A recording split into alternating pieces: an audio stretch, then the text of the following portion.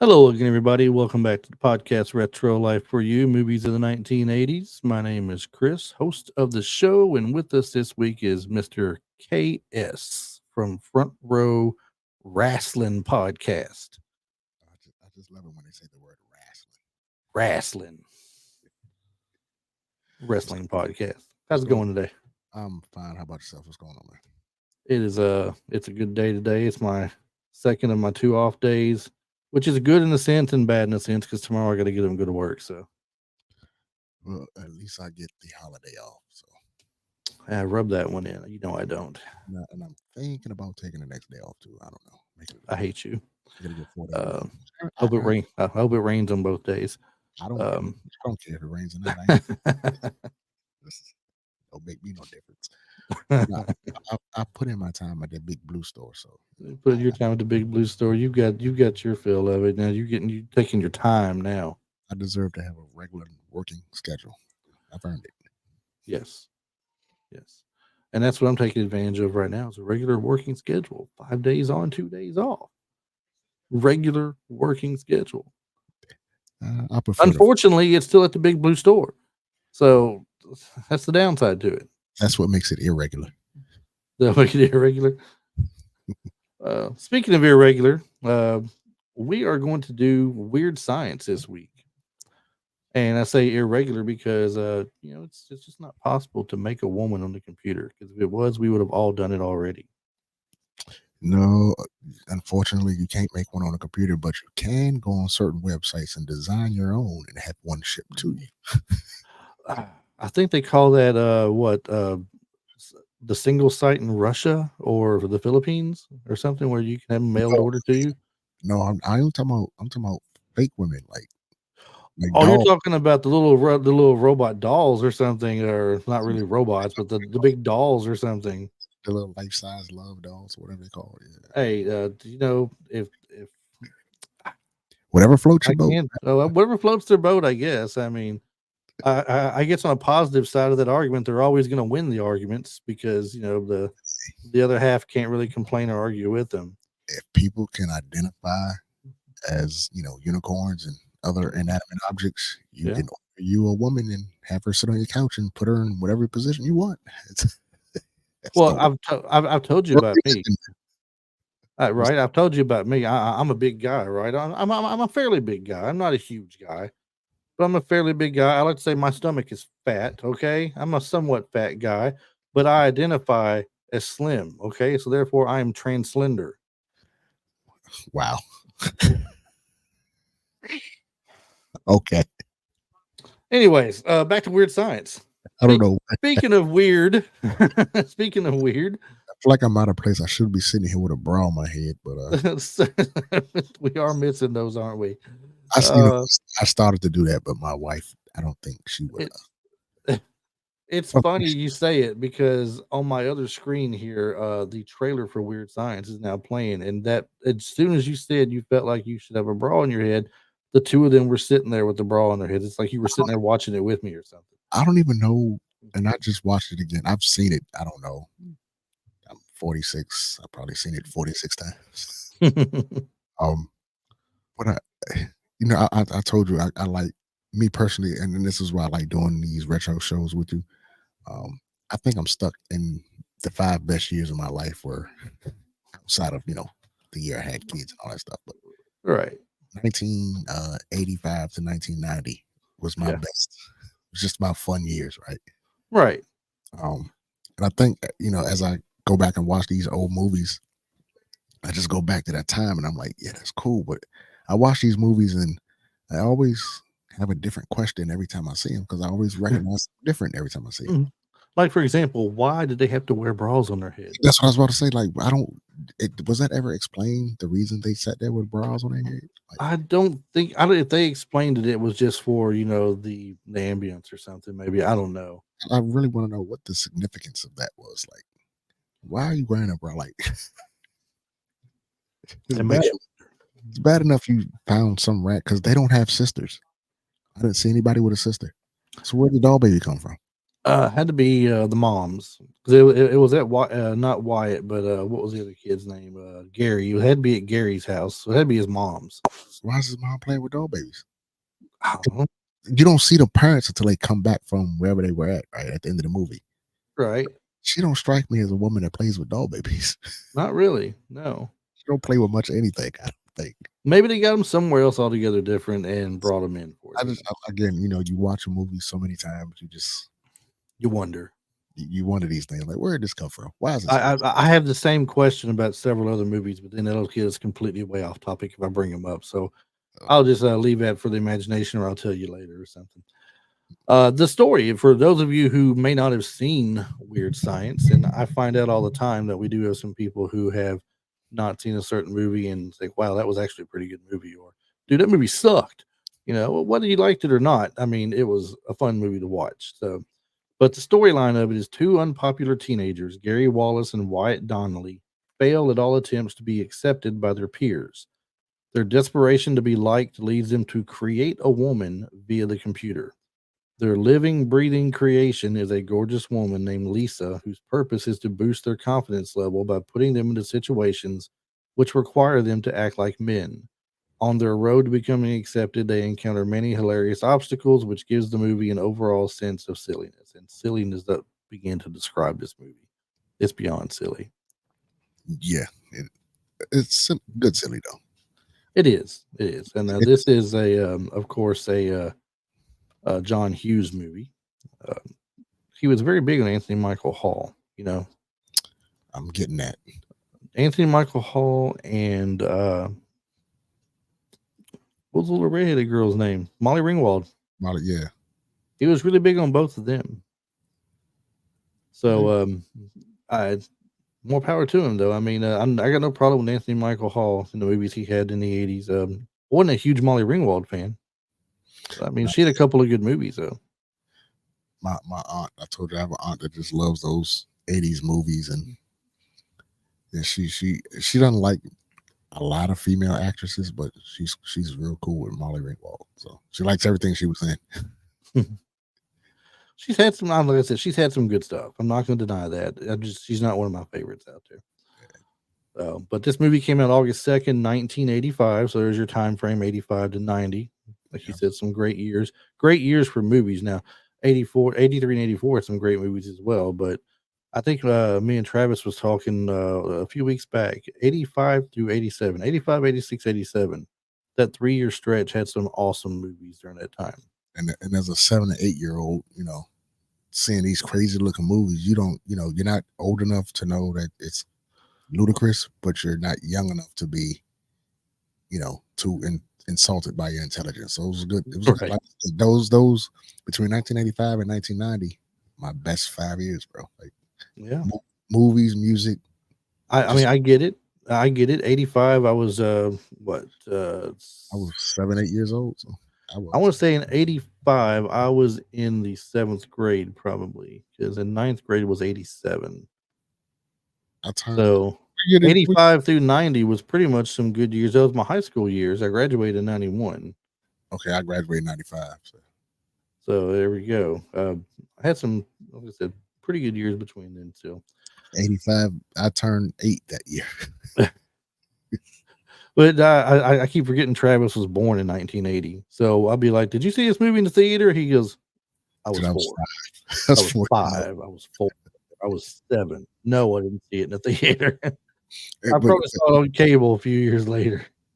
Again, the early stages of cable, but those movies were on like HBO. Was it HBO when cable first came out? HBO and Showtime, I believe. Yeah. Then that's what most people had anyway. They used to, in like the 90s, there used to be a channel called the Movie Channel, but I forgot. Yeah. What did that turn into? Or did it just go away? Showtime bought them out, I think. It was you used to have a package of HBO Cinemax, or you'd have a package of Showtime, the Movie Channel. Yeah. And I think Showtime kind of absorbed the Movie Channel and became one with it. And then it's pretty much showing everything the other channel showed, but just a couple of months later. and then it went to Stars. They brought out Stars as another one. Yeah. So, but HBO and Cinemax or HBO and Showtime may have been maybe your original two. if you We'll if you just say three. if you had HBO back in the day, your house was the spot. Yeah, you were doing pretty good if you had something like that because you had the You good cable package and you you had got a lot HBO, of the movie friends. channel on top of it. You had a lot of friends at your house, and your parents had friends too, because that's where all the fights were on Dude, HBO. if you had a satellite, you were the king of the neighborhood there. There's three things you could have and be considered king of the neighborhood if your family had it. If your family had a big satellite dish, kids wanted to come over. If you had a swimming pool, the kids Mhm. wanted to come over. If you had a trampoline, the kids wanted to come over. I grew up in the city, so it wasn't no swimming pools, and Yeah. it was pretty. Where I grew up at is if you had HBO or cable. If you had cable, cool. If you had HBO, even better. But if you had a big screen TV, Mhm. somebody was doing something illegal in your house. What's that extra little box on top of your cable box? What's that for? Don't even worry about that, kid. Don't even just I tell you to go hit the AB button, just go hit the AB Yeah, button that's outside your pay grade. Don't worry about it. about Be that. lucky you're not playing the role of the antenna. Ain't Uh, nobody doctor. Big screen TVs back then cost a lot of money. So a lot of money. And they weren't even the good ones either. You know, it's like you had those projection TVs, I right? You had the big had them when 50-inch I had them. screen, but had a little projector inside that would put onto the screen, and you were paying $3,500 for those, $4,000 for those. And now And you in can go, that time frame, $3,500 today would probably be closer to $6,000. yes, but now you can go get a 4K Ultra 75-inch for about five. Right. Or or go back to the projector, get you a good projector, not just the cheap blue store special. Get you a good projector, for your wall. I'm about to say now because now they selling projectors Yeah. for anywhere from $50 to a good one will be My about daughter had the cheap blue one, the cheap blue store special, but how long between that last? 2 years surprisingly. And Oh, then the bulb went out, and then to replace the bulb, it cost as much as the player did. So you may as well buy a new player. right. But she would put on her screen, it'd look like a big 100-inch screen on the wall. Mhm. And she'd play her Xbox on it. She'd watch TV on it. But boy, if you didn't have good air conditioning in that room would get hot in a hurry. Really? That little Yes. box about that much heat? Yes. Wow. Okay. Yes, it did. It's crazy. It'd be nice though, not gonna lie. Um, so back to the movie here. The budget was 75, $7,500,000 estimated. It grossed worldwide $38,934,000. Hold on. What? $7 million. Just 7,500,000, 7.5 million estimated budget to make it. That's not to, including to make salary. it. That's not including the salary of I actors. see. I've always wondered that. I don't know if it includes salaries or not. Because here's what I'm asking, right? The I think the it's got to include the salaries. I think it the, does. the special effects of that movie. I mean, again, it's 2024. That was 1985, so they probably made it in what 1983, 1984. Um, Probably 84. um, the special effects. You had the when they were creating the woman, you had the thunder, the clouds turn. I mean, the sky turned red. Right.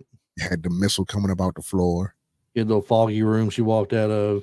A couple fog machines, Some lighting. some lighting, some sound Well, effects. let's not forget about the fancy cars they were driving around in too, though. I mean, they had Oh, those, and the Porsche, which back then a Porsche was what $80,000. it was pricey. I do believe though it's got to have the as part of the budget, it has to have the paydays in there as well. I think because you're not going to get an actor or an actress or a camera operator or a grip or a stunt person or anything like that to work for free until the movie makes money Right. across the board. So I think it's got to have the paydays in there as well. I mean, just to go back to wrestling for a second, I just watched the Who Killed WCW, and the way they were cooking the books and moving money around, sort of looked like WCW was losing money. I mean, it can include it. It can't. It could be a different thing from like to actually make the movie. What do we need? Location, cameras, equipment, Yeah. um, some type of computer graphics and programs and software and all that stuff. Microphones, audio equipment. You got to rent cars. You got to rent houses. You got to buy permits to shoot at the mall. Right. I Which mean, you're paying for all this stuff. You're paying for locations. You're paying for the setups on location. got to shut down the You mall. know. You got to hire extras to walk through the mall. Mm-hmm. It's an expense. It's a lot of bit of stuff. I mean, now the good thing is it made back 5 times the money. It made $38,934,048 worldwide. That's a So today. I would assume that'd Today, be considered a hit. today that's almost what 90 million, close to Maybe it. maybe close to it, yeah. Um, but it wouldn't. I mean, and they can still probably make it for 7.5 million today. They probably make it for cheaper than that today. Oh my gosh, there's not a lot. Like I said, there's not a lot of special effects to it. So, You see what we got going on here, right? yes, I know. I'm pretty sure they can. I mean, come I on. mean, your green screen. Well, you got better lighting than I do. I don't have the lighting I need for mine. Oh shoot, So, these are Walmart ring lights for $25 a piece. I mean, I could go out and get that too. I'm just saying. I mean, you've got the lighting in I'm just use. saying, I don't have the lighting in use. That's that's why what you're seeing. That's why you see the little halo around me there. And then when I move my hand, it it looks don't. weird. That's what I'm saying. It don't cost as much to make movies now. Again, look at what we're doing. And I know. some people, We look. You could literally do this with your iPhone. yes, what we're doing now, you can do with your iPhone. Exactly. That's what I'm saying. People, So, I mean, people have made movies with their iPhone. Like yes, movies in theaters were shot on iPhones. right. It's crazy. Absolutely right. So Like, just get to some of the cast here. Anthony Michael Hall, mhm. big name for the time for the 80s. He had a lot of great 80s stuff. He was kind of like the go-to guy back then, wasn't he? It seemed like he was, to be honest with you. I mean, because he was, if there was a if there was a movie in the 80s that was going to be big, he was either in it or he auditioned for it. One of the two. He did some TV specials and stuff as a young kid when he first came out. His very first break in a movie was Six Pack. We did out here one night. Me and Travis did. This is 1982. He played one of the kids in Six Pack. His name was Doc. He was the one who could break the car down and put it back together. They were stripping cars and stuff. If you haven't seen the movie, go back and take a look at it. You really like it, I think. I don't think I haven't seen Six Pack. No, I don't Yeah, think it's got Kenny Rogers in it. It's based on a race. Kenny Rogers was a race car driver, and he's 2 years off the circuit, getting back on. And these kids, as he's going through their town, they strip his race car of the parts. So he finds out where they go with him and chases them down and gets them. They lose his parts in the river trying to get away from him. Anyway, he makes them pay back and stuff, and they end up being his pit crew. Funny enough. okay. Anyway, he was in National Lampoon's Vacation, the first one. He was Rusty Griswold, the first Rusty Griswold. He was, wasn't he? Yes. He was the geek kid in 16 Candles, the one that got Molly Ringwald's underwear. Yeah, that's one of my aunt's favorite movies. I'm pretty sure that was 16 Candles that happened in.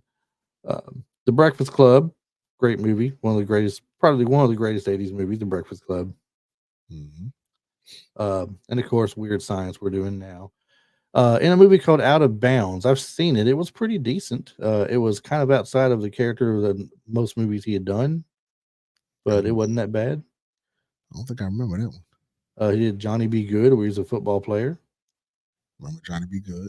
And then that's pretty much where I lost connection with him at that point, because at that point he starts doing things like there's the page stuck up on me here. Edward Scissorhands. I didn't watch it, didn't care to see it. He was in Emphasis. He played a character called Jim in Edward Scissorhands. He was in Into the Sun, Tales from the Crypt, 6 Degrees of Separation, Hail Caesar. Then he started in some TV stuff in the 90s. An episode of NYPD Blue. Some more movie, the TV movie, Hijack, Flight 285, Murder, She Wrote. So he did a lot of like supporting roles.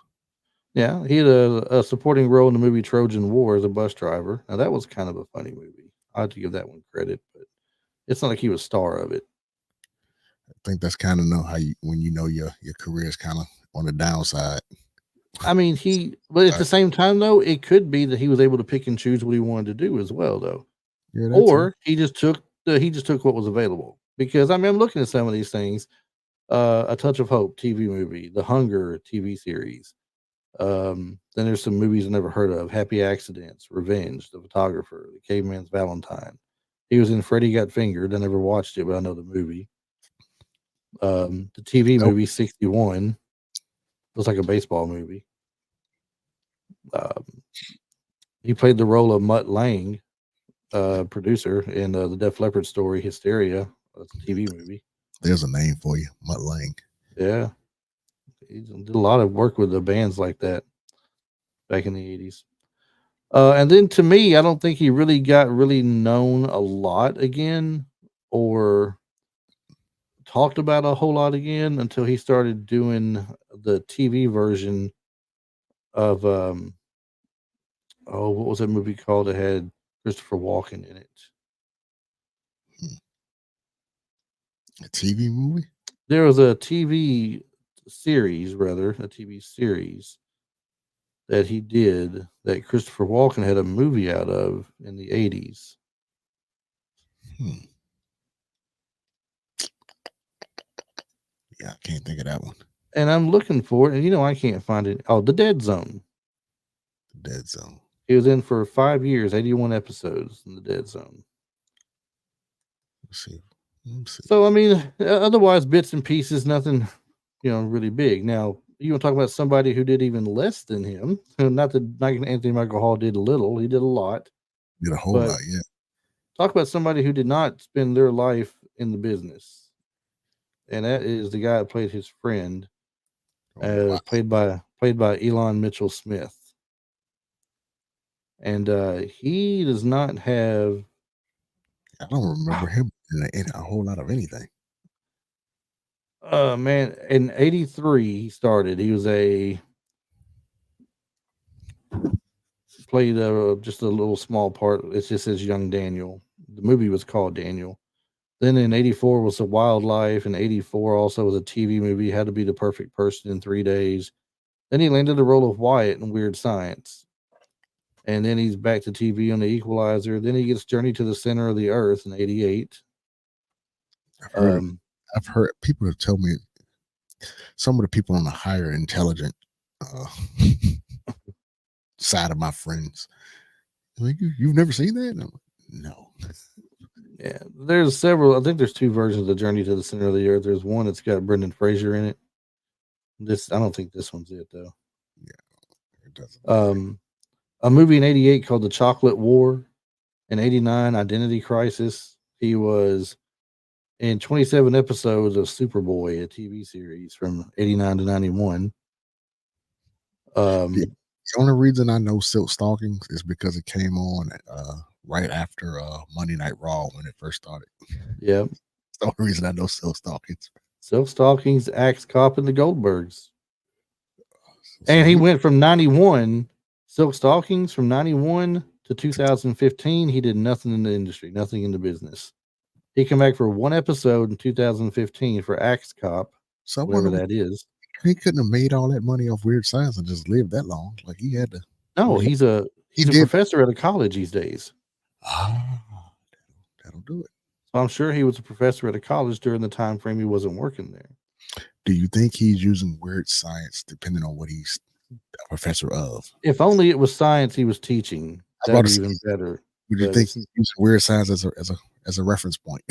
yeah, it's not science that he's teaching. Unfortunately, that would be great. But he might, I wonder how many of his students know who he really is, if they know at all. Pretty short, you know.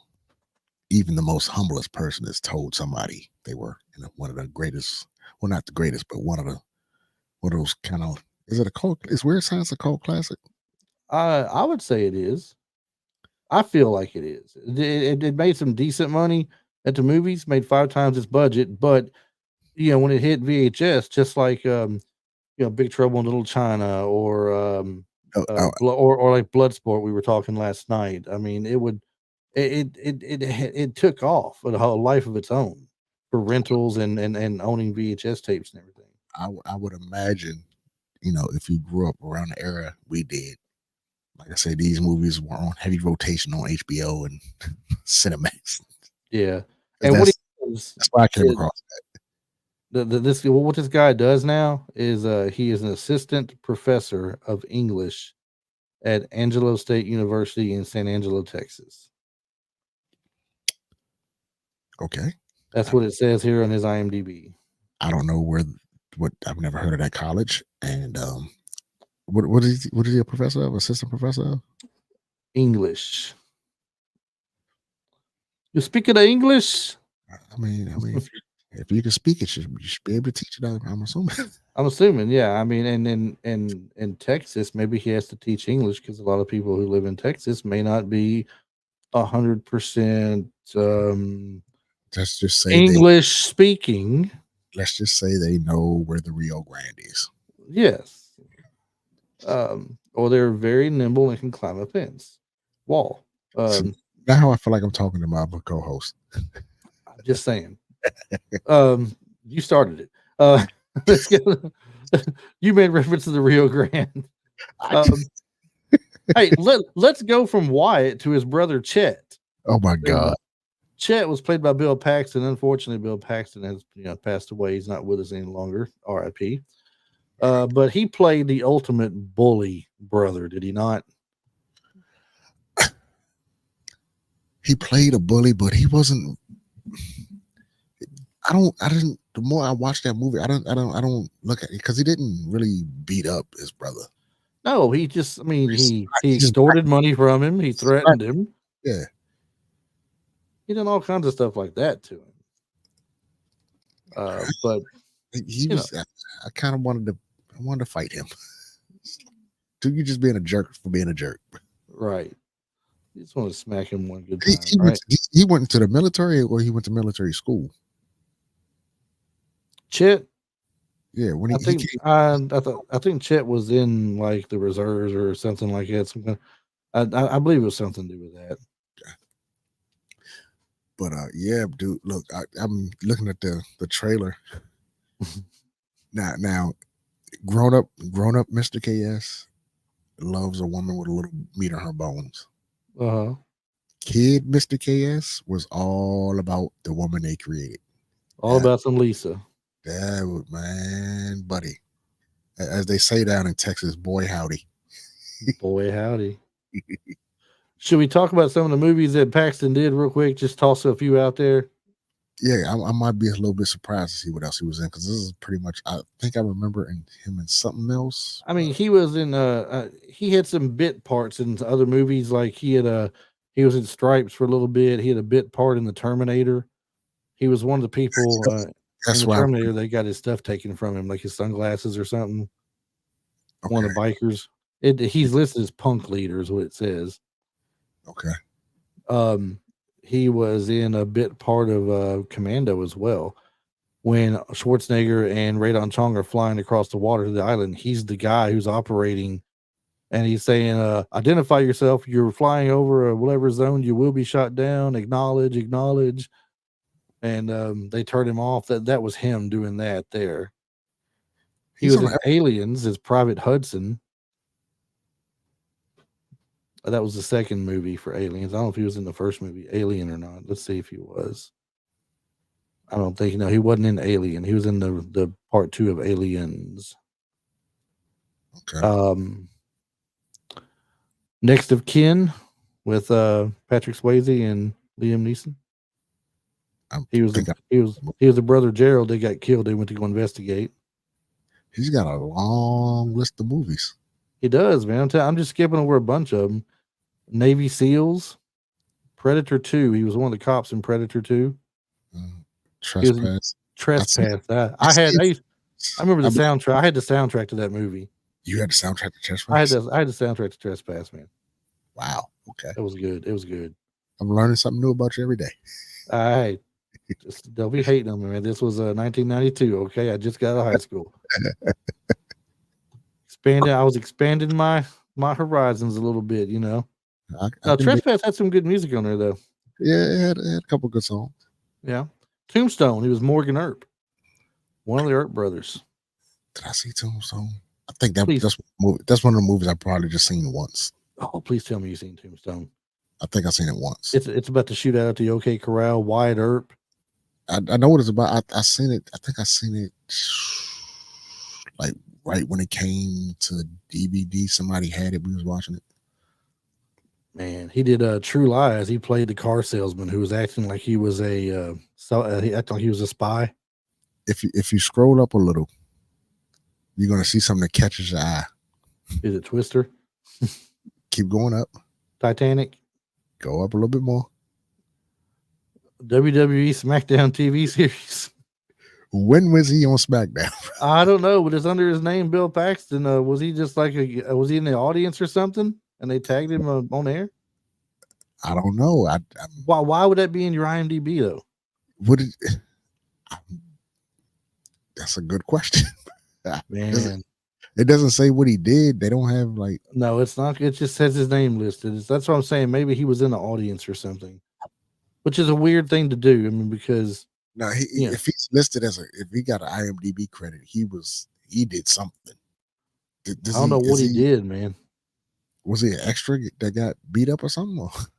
Oh, man, I don't know. Let's see. What did Bill Paxton do on WWE SmackDown?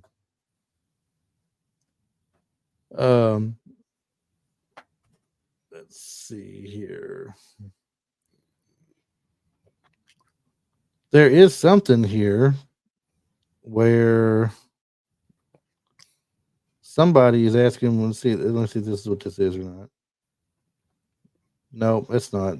No one's really bringing it up. I don't know. There's nothing. It's got it listed in here as a credit because it links to the IMDb page. Mm-hmm. So it just doesn't say. It just says Bill Paxton as Bill Paxton. TV series 1999 on, full casting crew. No, it didn't say what he might have done on that either. I don't know. There's no telling what he did on there, man. If he had a bit part in the ring, I don't know. I certainly don't remember it. I mean, I remember a lot of people getting in the ring that were stars. That's crazy. But I don't remember Bill Paxton for anything. I wonder if we YouTube it, would it come up on YouTube? It's quite, it's quite possible. I'm gonna try. It is. Like who was recording that though, right? You never know. I mean, there might be somebody who put something on there. Was he on a pay-per-view like a Survivor Series or something? Or I don't know. It's not. So here's something on YouTube: Survivor Series 1987 thoughts and review. Top 5 favorite Bill Paxton films and roles. Part of it's got WWE SmackDown in it. It says 5/10/2024. But I thought that can't be a right date. Obviously, he's dead. So I don't know what they're getting at with that. Are you looking it up on there on YouTube? Only thing on YouTube is somebody made something that said Bill Paxton fears the F5, and it's him saying something, and then a compilation of F5s from Brock Lesnar. So I don't know. Maybe he got F5 by Brock Lesnar. Maybe Brock Lesnar got a lot of people with it. Maybe he's one of them. I don't know why I don't remember that if it ever happened. I don't know. Well, let's go to the one that you like the best here. Let's get a little Lisa in here while we can. Yeah, the star of the movie, in my opinion. Star of the movie, Kelly LeBrock. Kelly LeBrock was a star in a lot of young guys' eyes at that point in time. Teenage boys are going, why can't we make that at home? Come on. Look, Steve, I know he married the woman, but Steven Seagal, that's the one reason why I watched a couple of his movies, because she was in them. So. Let's see. She was in Marked for Death, is what it was. She was in as far as Steven Seagal movie. She was in Marked for Death. No, Hard to Kill. It was Hard to Kill. She was a nurse, right? She got she was a nurse in Hard to Kill. Right. Her first movie was in 85. No, it was not. I'm sorry. 84, The Woman in Red. She was the woman in red that Gene Wilder kept seeing. Yeah, she has that infamous scene where she walks through in the big red dress and she steps over like the Marilyn Monroe thing where the air is blowing up and it's making her dress fly around. She's holding it down where it doesn't show anything like that. that image is ingrained in my brain from my childhood. Did you see the movie The Woman in Red? Saw the movie The Woman in Red. Okay, so there's a part beyond that part that's it burnt into your head as well with that little thing where she actually got with Gene Wilder at one point. It looked like Weird Science was next, followed by Hard to Kill, and then at that point, I don't think anybody cared what she was in because I don't notice anything that was big at that point anymore. Blame Steven Seagal. He murdered. I know. Some David Copperfield TV movie, something called Hard Bounty, Tracks of a Killer, Wrongfully Accused, The Sorcerer's Apprentice. She played Morgana. Now that was in 2001. I seem to remember The Sorcerer's Apprentice for some reason. Not For I remember some I might be reason, thinking something else. Hard Bounty is ringing a bell for some reason too. I don't know if I mean, it's a Western, it looks like. Was that a TV movie? No, it would say TV movie by it if it was a TV movie. It doesn't say that on there. Hard Bounty had her, Matt McCoy, and John Terlesky in it. It says here's something people need to know about me. After a certain time period in my life, I just stopped going to the movies. I'm not a movie person. The wife I have now, I say that like I've been married 16 times. Lovely number 5 was not too big in the movies, let me tell you. And with now, she wouldn't allow me to go, even though I really, really wanted to go. She just snapped her fingers and I sat down and said, "Yes, dear." That's it. But no, our first 2 dates were the last time I've actually been in a movie theater. Yeah. Because I'm at the age now where you cut the lights out and put me in a nice big comfy reclining chair. I'm going to sleep. I'm going straight to sleep, bro.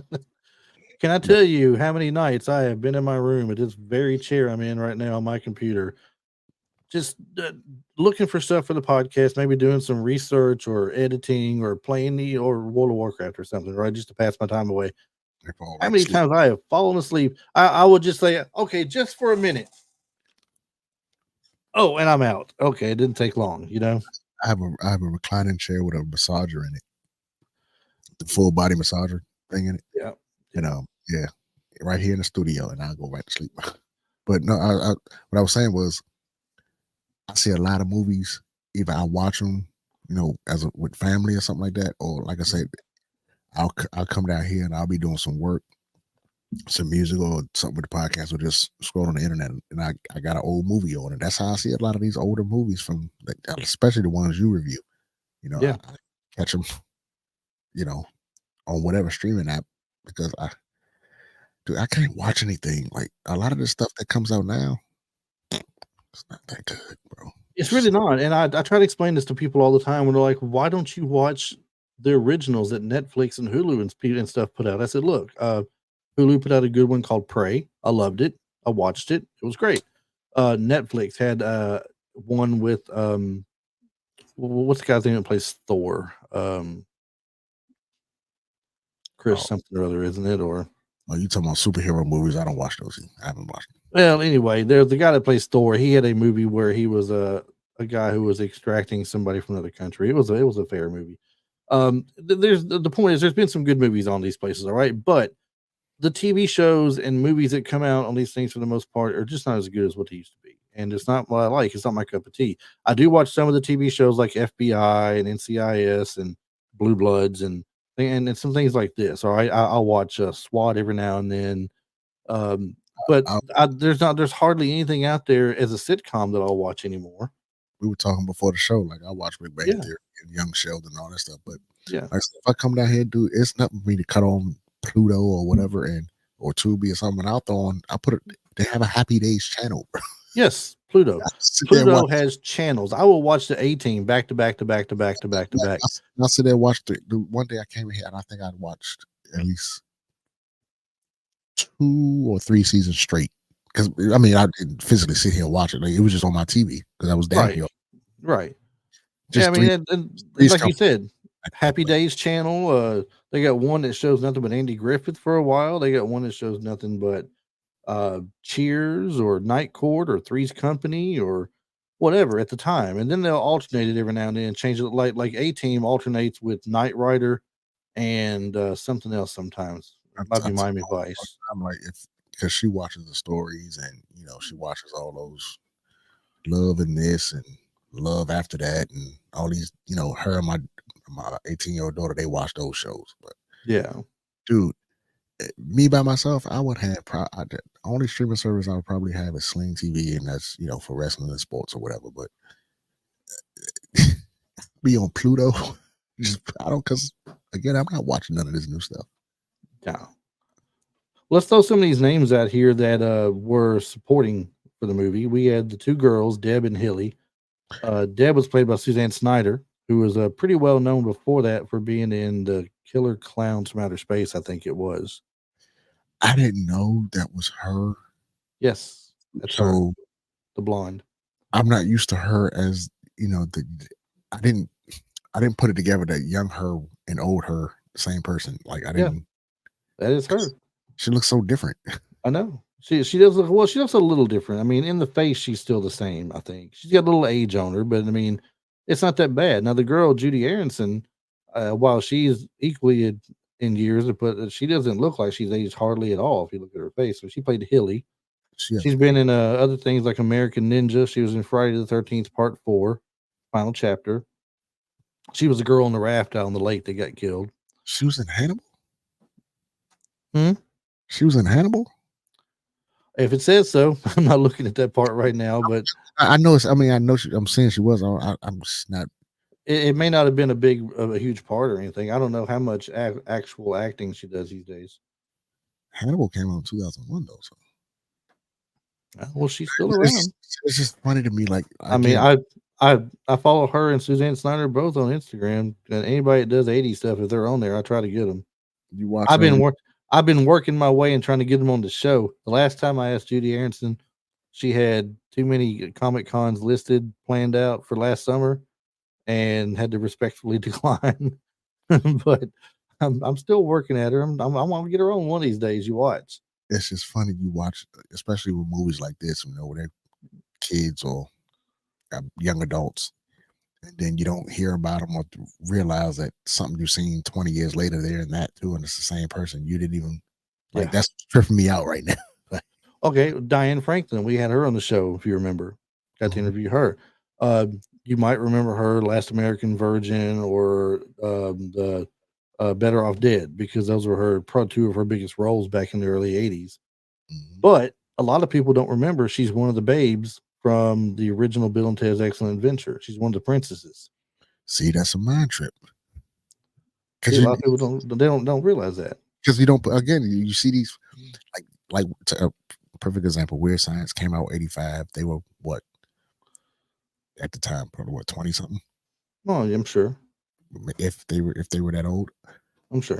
again. So that's 85. You go to 2001 or 2005 or something like that, and they're in this and like because again you haven't seen them, so you can't really track their aging. And then you're looking at somebody that's like in their 40s. Wait a minute, that's who? Right. It's, it's just a mind trip. Right. And now one person that we may not have, well, I mean, who would have known how big he would have got later down the road? But there's two guys here that were friends, best friends in high school, that used to torment our two good friends, Gary and Wyatt. And that would be Robert Russler, who plays the character of Max, who's played that same role in many other movies, and his good buddy Robert Downey Jr. playing the role of Ian. I think Robert Downey Jr. played the same role in Back to School. Like he had the same hairstyle, dressed the same. I think he was the same. He was also in Tough Turf, wasn't he? I said, Let me click on him real quick and see. who am I? Who's this? Because back in the early '80s, he was not a name brand and a household name in movies, right? When he got older, is when he really started getting his name out there. His very first thing he got out was in 1970 as Bob Downey, and it had something to do with in the Pound. His name was Puppy. I don't know if that's a cartoon he did the voice or something or what. He had, But had been like all a right, kid. I was 7 so years. I was even born. Tough Turf in 1985. He was in that. He played Jimmy Parker as Robert Downey. He was in Girls Just Want to Have Fun. He was one of the punk party crashers as an uncredited role in '85. In '85, he also did Weird Science as Ian. Is that his first major movie, Weird Science? Oh, no, Tough Turf was a movie. Girls Just Want to Have Fun was a movie. Both of them went to the theaters. I'm talking about like major movie though, like because I don't remember. I thought you Uh, said his I thought you was his talking back on music video. no. His role in Tough Turf was just as big as it was in Weird Science. So they're kind of equal size of a role for him. Um, Back to School, you remember him from there, obviously. Mm-hmm. He was in let's see, Pickup Artist, Less Than Zero. He played Julian, and Less Than Zero was probably his biggest movie at the time because of the type of character he was portraying and everything, the drug addict and the troubles that he was having. It's kind of like a lot of real life stuff for him too, though, if you think about it, because he really got bad on the drugs. Yes, he did. He was in Johnny Be Good along with Anthony Michael Hall again. Mm-hmm. Here we see him in Air America with Mel Gibson. I probably didn't see that. It's probably one of the movies I saw once. Yeah, I saw it once. It's not. Don't judge me, but I've seen Soap Dish too. I have not seen Soap Dish. I have not seen Chaplin either that he was in. He played Soap Dish because, well, cable. Yeah. Well, he played Chaplin. He did Hearts and Souls. There was Natural Born Killers he played in. That was a pretty big movie. Okay. Now he started going through some somewhere down the line. He was really having problems with drugs. I don't know what year he recovered. I'm not going that deep into him, but he was also in 1998 in U.S. Marshals. He played the role in that. I remember that, him and Wesley Snipes. Yep. Another movie they play over and over again on certain. They do. They really do. Bowfinger. He was in that. I couldn't watch that. And then, of course, he got his resurgence again, I think, in his real popularity when he hit the very first Iron Man movie. And from there, on top of that, he was showing up like in bits and pieces, uncredited at the end scenes in The Incredible Hulk. He played the character in Tropic Thunder that so many people think is his greatest role ever. Have you seen Tropic Thunder? Do not be mad at me. I have not seen Tropic Thunder. Oh, don't be no. I have not seen Tropic Thunder. It's just that I know what it is because people have put it out there so much. He plays the character where he's in blackface. I've seen that clip more than enough times. Yes, that is it. That's what they say it's supposed to be like. And he's also, as he's playing the character, he's also a method actor, so he's really into the character. They say during the movie. Because it's like filming a movie within a movie or something like that, I believe. I can only imagine what that was like. Oh, I don't want to know. Then he got Sherlock Holmes, and then and the rest of the thing is really and truly a lot more of Avengers. Yeah, about to say superhero type stuff. He was in Oppenheimer. Yeah. He did Doolittle, the remake of Doolittle, and then Oppenheimer, and that's pretty much right where he's at now. He has some TV episodes of some things, and that's it. Insanely rich, though. Did you notice? Of course, they had some cameos based on older movies because of what Lisa did at the party for Gary and Wyatt. She's trying to make them look good and stand up for the girls. Mm-hmm. And all of a sudden, Vernon Wells and Michael Berryman come out along with I don't know. I don't see his name in here for sure of who he was. There was a guy dressed up like the Indian, but it was the ones from Mad Max. It's about Mad Max. Which Mad Max? It may have been the Road Warrior or just the movie Mad Max, one of the two. But you had the guy Vernon Wells who played the Lord General, and Michael Berryman, who's the mutant biker, and then you had the Mohawk Indian guy, and you had the cyborg face looking dude. They were it's like from straight out of that other movie. Who played the grandparents? Because them. Britt Leach played Al. That was either the father. I think he was the father. Because the grandparents showed up first, right? The grandparents did show up first. Yes. And she froze them and stuck them in the closet. Was that not hilarious though? But not, you know, the one scene that really took me back though was the mall scene. Because I don't know how many people like hung out at the mall. Like the mall was a thing to do, like to just be there. You had Right. you may have had enough money for the food court and a couple quarters for the arcade, Yeah. but that just took me back because I remember, dude, like we were. So there was a mall. It's a mall next to the Pentagon. The actual Pentagon is a mall. It's called Yeah. Pentagon City Mall, or the shops. Well, it's changed so many times, but it's an upscale, up class mall. Like all major designer name brand. Now, I ain't talking about. I'm talking about Gucci and all them type folks. That's who in that mall. And then Yeah. do you remember the store called Electronics Boutique? Yeah. It had one of those in there and all that stuff. I used to hang out in that mall, Your man. typical mall stores, Spencer's. No, but I mean, it had that, but it didn't have all like the lower. It didn't have some of them lower level. Like you didn't see a Kmart in this mall. There was no Kmart and all that stuff in this mall. There was a J.C. Penney, Lord and Taylor, and all that stuff in that mall. Yeah. So, but we would go there because that's where we got our shoes from. Like you could go to Foot Locker and get the shoes everybody else can get, or you can go out there and get the stuff that ain't in Foot Locker. Right. We went out, like I was out of in my neighborhood. I was the first person to have the Grant Hill shoes, and that was because we you could take the metro train to that mall and yeah, I just went out there, got stuck at the mall and bought the shoes. But that scene took me back because you know how they were staying at the up top tier level and they dropped the icy slushies down on them. In that same mall. There's escalators on this side and there's like they go like this, you know, All right. little landing, and that same thing happened in that mall.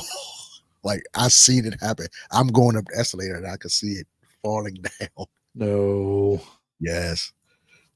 So I was like, yeah, that couldn't have been a good day for them. And it's hot and it's sticky. No. Yeah. That's worse. That's worse than being in the theater where there's a balcony in the theater and someone gets laughing and gets into it and jumps up or something. The popcorn goes over the balcony everywhere and they lost their drink on top of it. I wonder how many times that's been done though. I don't know. Who knows? On purpose or by accident? Both. Because who really knows by accident? On purpose, people probably did it every time they got up there. That's what rules of the mall. Do not sit under the escalators. Do you know John Hughes wrote the script for this movie in just 2 days? Weird Science was written in 2 days. It kind of shows. There's not a lot of depth to the story. There's not like a bunch of real in-depth faking and subplots and all that type. Yeah, that's what I'm saying. It's not like it's really in depth or anything. So I mean, I can believe that. They also said he wasn't happy during the filming in this movie because it interfered with another project he cared about much more, and resulted in his working a punishing schedule for months.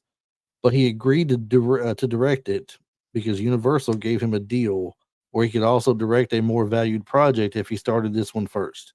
Do you know what the other one was? What? The Breakfast Club. So he got the Breakfast Club because he filmed Weird Science. Not seeing the Breakfast Club, really. I'm assuming it was shot the same way this was shot. And what I mean is, this movie took place basically in two places: the mall and the house. The Breakfast Club was about kids in detention in school on a Saturday. So it took place in like they didn't have to go to different locations. No, it was at school. Yeah. So that's what I'm saying. It was shot like this. So I mean, the school and just outside of the school. So if you're the school, if your location is the house and the other location is the school, I'm pretty sure there's a mall nearby somewhere. It's it's feasible you can shoot two movies at one time. Yeah, I'm saying it is. Like you said, like this, neither the Breakfast Club nor this movie, Weird Science, was deep in subplots. No, the Breakfast Club is pretty straightforward. You got these kids that are all different, brought together in detention for a Saturday, all for different reasons, and they come together as a group for the day's over with, and they have to write a little essay as to why they were in detention for that day and what they learned from it. Basically, is what it comes down to. So you got like the nerd, the jock, the freak, the I forget what they call Judd Nelson's character. Anyway, it's a decent movie. If you haven't seen it, you definitely want to give it at least one watch. Well, sure. Shermer High School is the name of the high school in the Breakfast Club. It's also it says here. Actually, it must be the name of the school in Weird Science because it says Shermer High School is also the name of the high school in the Breakfast Club. See, you see what I'm saying? I didn't even Yeah. know that, and I like I said, it. Now this will blow your mind right here. Kelly LeBrock's character, Lisa, Mhm. it was inspired by the Apple computer's first GUI computer, the Apple Lisa.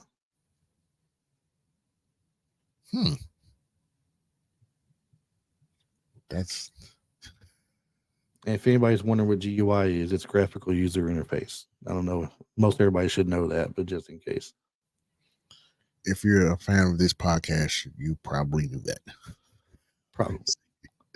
Probably. The same moving shot of the exterior of the As you said that, I'm starting to remember the Apple Lisa now. Yeah. The same moving shot of the exterior of the high school was used for the beginning of 16 Candles as well as the end of this movie. They double dipped on that scene. They recycling shots. Wow. Yeah. 80s movie making. The same people can be seen making the same movements in both movies. I wonder if they got paid again. Surely they did. Was it a union job? I don't know. I'm just saying, you know. If should we get the boys down there to talk to them about their compensation for their roles? Again, this is 84, 83, 84. We'll get Tommy Two Shoes and Billy No Show to go down there, but maybe not Billy No Show because he never shows. Before we go, we got to talk about the shower scene. You know, where the shower scene. Well, we'll get to that in just a second for sure.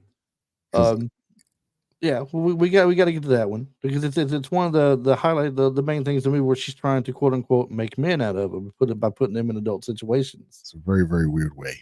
Very, very weird way. Anthony Michael Hall passed on starring in National Lampoon's European Vacation, where he would have been Russ Griswold again. As a result, neither Russ Griswold nor his sister Audrey were ever played by the same actors from film to film again until Dana Barron reprised her role of Audrey in Christmas Vacation 2, Cousin Eddie's Island Adventure. That wasn't really a real official because, it's not like you had Chevy Chase and Beverly D'Angelo and all of them. On the last day of filming, Robert Russler auditioned for the role of Ron Grady in Nightmare on Elm Street 2, Freddy's Revenge. I remember him from that. It says Robert Downey Jr. drove him to his audition. Kelly LeBrock initially turned down the role of Lisa as she was vacationing in France at the time and was having too much fun riding horses on the beach. To be rich. I know, man. Anthony Michael Hall was set to reprise his role as Rusty Griswold in National Lampoon's European Vacation. We just mentioned he didn't. When John Hughes suddenly offered him the lead in Weird Science, so he backed out of one John Hughes movie to start in another. All right. Let's see. In John Hughes' documentary, Don't You Forget About Me in 2009, Kelly LeBrock describes her character Lisa as quote unquote Mary Poppins with breasts. I did not get that at all. I guess it's because her happy-go-lucky attitude is Lisa, where nothing phases or bothers her. No. But she got boobies. No, nothing about her said Mary Poppins. All right. In an interview with Howard Stern, Robert Downey Jr. cleared up the rumors that he defecated in Kelly LeBrock's trailer. Never heard this before. He stated that he and co-star Robert Russler joked about defecating in people's trailers throughout the shoot. They eventually did it in one female cast member's trailer, but it was not LeBrock's. John Hughes questioned everyone in the cast as to who did it, and when he got to Downey, he replied, "No, but I sure wish it was me who did it." He also stated there was never any tension between him and Hughes, and he highly respected his friendship. Why would that be news? I don't know. But it seems it's, we ended up. Does it sound familiar from another hobby we like? Was it Thomas Austin? Was he the one in the trailer? No, I'm talking about in wrestling. Like you've heard them stories about Oh, ex pooping in people's bags and all that stuff. oh, well, yeah. What is I've wrong with? also heard Why would people the do that? I also interviewed a guy who gave me the story, the scoop on the real Rikishi Stinkface to Trish Stratus. Wow. Because when I had that wrestling podcast, we had Brian Christopher on, and Brian Christopher told all about it. Wow. I'll have to find that for you. The jacket worn by Kelly LeBrock in the film was sold to Dina Collection, a pawn shop in Beverly Hills, California. Guess how much they paid for that jacket? Too damn much. $25,000. Too damn much. Right. Kelly Emberg, I don't know who she is at all, was originally cast as Lisa, but replaced after a couple of days of filming. Shermerville was the original name of Northbrook, Illinois, home of Glenbrook North High School, featured in the exterior school shots for Ferris Bueller's Day Off. The village of Shermerville was incorporated in 1901 and renamed Northbrook in 1923. Where is that? Illinois. So that school has been used in 3 different movies. Well, it says Shermerville was the original name of Northbrook, home of Glenbrook North High School. Featured in the exterior. Glenbrook North High School was featured in exterior school shots for Ferris Bueller's Day Off. I wonder if that's what Shermer High School used to be. I don't know. It didn't really say that for sure. It sounds like they renamed it to something else. And Like John Capellos played Carl the janitor at Shermer High School and John Hughes the Breakfast Club with Anthony Michael Hall. Now, here's something that these are things I like to see right here. Demi Moore and Robin Wright auditioned for the part of Lisa. Their scene partner for their screen test was Michael Robbins, who appeared in the movie as one of the weenies. One of the weenies? What was that? I have no idea.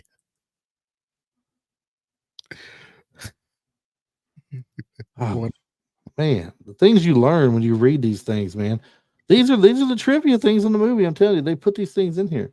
A year before the film's 10th anniversary, the following legacy was made into television series Weird Science, which ran for 5 seasons. Vanessa Angel played Lisa, Michael Manasseri played Wyatt Donnelly, and John Asher played Gary Wallace, with Lee Turgeson playing Chet Donnelly. I remember the TV series. I never watched it though.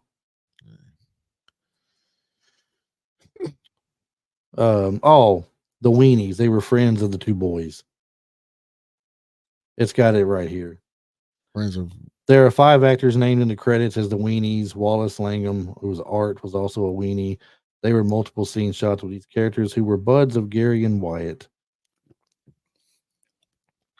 When did they have friends? The only friends I remember them having was the guys in the bar when they were drunk. I mean, they had friends, but not the friends they wanted. They wanted to be bigger, right? They wanted to be accepted. But the only people I remember them like being friendly with them old guys at the bar when they were. That high school was that high school must have made money hand over fist in the movies in the 80s. The exterior shot of the high school was also used in 16 Candles in 84 and Risky Business in 83. Damn. Why is that high school? Why don't people keep wanting to use that high school? What's so special about that school? I don't know. Location, maybe? I had no idea. And they keep shooting all these. You say it was in Illinois? Illinois. Oh. So, and then 2 people from the movie. Last thing I'll mention: Judy Aronson that played Hilly, and Steve James. He played one of the guys at the table in the club that Lisa took Wyatt to. You know, man, when he was talking like this, he had so much to drink, man. That is a true definition of pissy drunk. He kicked me in the family jewels. You know what I'm saying, man? And the family jewels. You kicked in the. Yeah. And the other guy was like, "She got you in the family jewels." He said, "Man, what would you want with that woman when you got that fine piece of thing right there?" Steve James was one of the guys at the table. Both them together also appeared in American Ninja in '85 as well with Michael Dudikoff. I remember. the black guy. Which he was in. Plays, He was in American Ninja, right?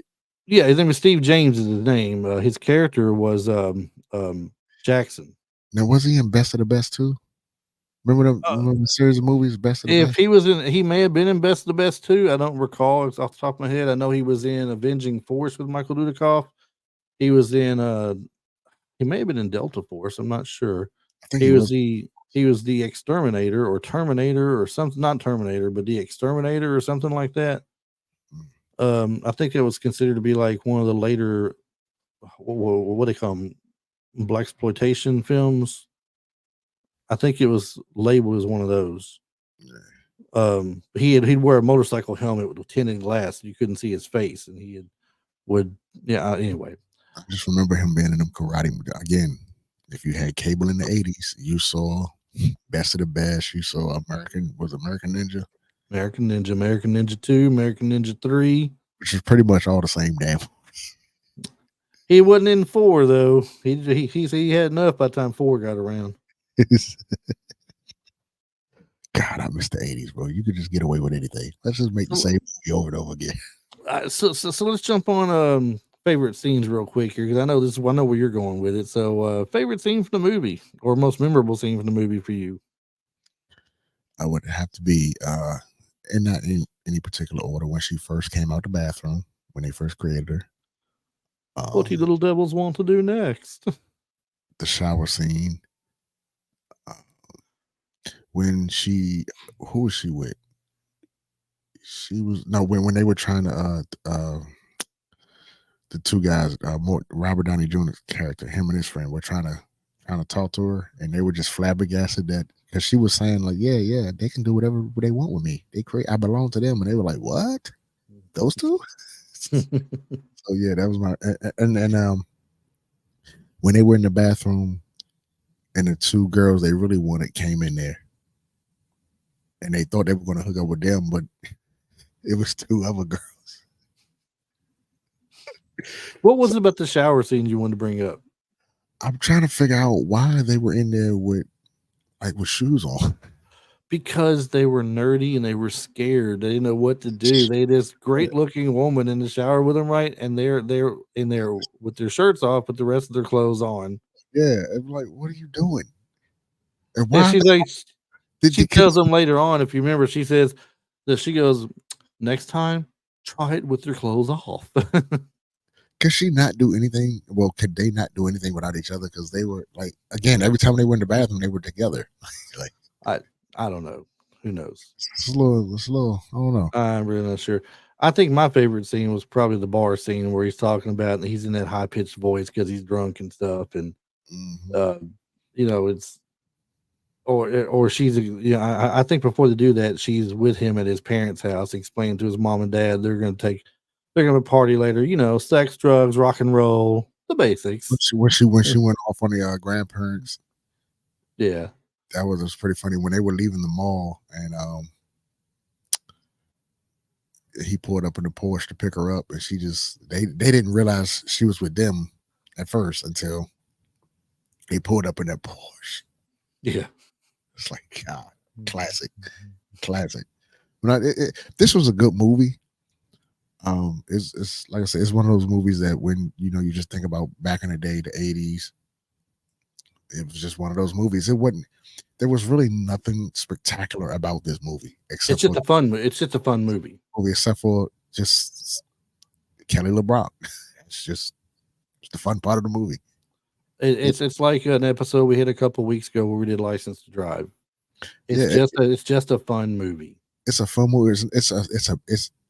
There's a subject to it, but there's really nothing to it. Mm-hmm. So, all right. Well, we're about the point we're going to wrap it up here, I guess. Go ahead, if you will, and make sure you get the word out there of what's behind you there, if you don't mind, the Front Row Wrestling podcast. Yeah. So these fine people here know what it is that you do. It's the Front Row Wrestling Podcast. You can find us on Facebook, Twitch, and my partner Huck. You can catch him at Huck Comedy on TikTok. We stream live there too. Yeah, we're not know-it-alls. We're wrestling fans, so we just talk about wrestling and what we like and what we don't like. We don't We're not giving you news. We're not giving you spoilers. We're having old school like you retro life. You come here, you talk about old school movies. Remember back in the day where you saw them wrestling, you went to school or you went to the playground and man, did you see that, man? What do you think is gonna happen with this, man? That was cool. Yeah. That's what we do. So and sometimes our opinions on things don't necessarily agree with everything everybody else says. I know that guy right there sometimes don't agree with my opinion on certain things, but that's what makes it fun, because if you agree with everything everybody else said, life would be boring. So, and this guy over here, if you notice, if you're watching the video right now, under his name, Mr. KS, says, I always agree with me. That means it don't matter what your opinion is, because he only agrees with him. I would agree with people that agree with me. There you go. That's what it is. But no, yeah, Front Row Wrestling Podcast. Like I said, we're on Facebook. Catch us on Facebook. If you catch us on Facebook, it's a closed group, but come knocking on the door, we'll let you in, and then have a good time with us. We normally stream on Saturday nights here lately. Also on YouTube, we live stream on YouTube as well. Same Front Row Wrestling Podcast. Yeah, check us out, man. We have a little fun. We get a little crazy, Sometimes wrestling discussion leads us down a different road. I'm pretty sure this guy here will tell you. Sometimes it can lead. I may have been a part of that conversation a few times. Yeah, but it's all good. Like I said, we have fun. We just have fun talking about wrestling, man. That's what we do. It's no fun agreeing with each other. That's why we make sure we find things that we always disagree on to discuss. I never agree with him on anything. I just don't. And sometimes I do it just to be devil's advocate, just to agitate him and see the look on his face. Yeah. I'm about to say you do that just to agitate, because I do sometimes. I mean, it's fun. That's good television. So. It is. All right. Well, that's great. That's great. And make sure you check him out. Give him a follow and everything as well. You can see us here on Facebook and Instagram. I don't really have much to do with the TikTok. I wish I did. I just don't have time for it, and I don't know the algorithms and such. It's just not worth trying to figure out to me. I let Huck deal with TikTok, because as I told him on the last show, I have a TikTok, but I don't look between Instagram and Facebook and trying to. Dude, it's just too much. It is. But I have taken on YouTube here lately. And so for those of you who want to watch us instead of just listening to us, you can go to YouTube and search us on there, Retro Life, the number 4, YOU, and you will find us on there. Make sure you do follow and subscribe and click the little bell icon up there so that when we have something new come out, you will be notified and you can watch it. I am also uploading as the time goes by the older episodes in the library, trying to get them all up there. Some of them don't have actual video footage. Some of them are just the audio with a background and everything, because I've lost that footage, or the people at the time couldn't do video. So it is what it is, but you can still listen to it from there. You can also find us online at www.retrolife, the number 4, the letter u.com, and you can listen to us in your web browser, or if you go to the show notes and click show notes, you can watch the video from there as well. So that being said, we hope everybody enjoyed the show this week. Ray, thanks, Mr. I do it every single time. There's not one show goes on that I can't say Mr. KS 100% of the time in the show. You want them people to come find me. I do, man. I do. I mean, because you disagree with me all the time. So thanks, Mr. KS, for coming on the show once again. And once again, y'all, make sure you check him out. It's definitely well worth it. So appreciate you. Hopefully we'll have you on here again soon with us, and we'll find something new to talk about, something fun to talk about. There we go. Love back on, and appreciate you having me. And yeah. If this is your first time listening to this show with Chris, man, go check him out, man. He may not agree with me on everything, but he's a good dude. So, I still like him. Go check him out, support him. And straight from the horse's mouth, people. We'll see you next week.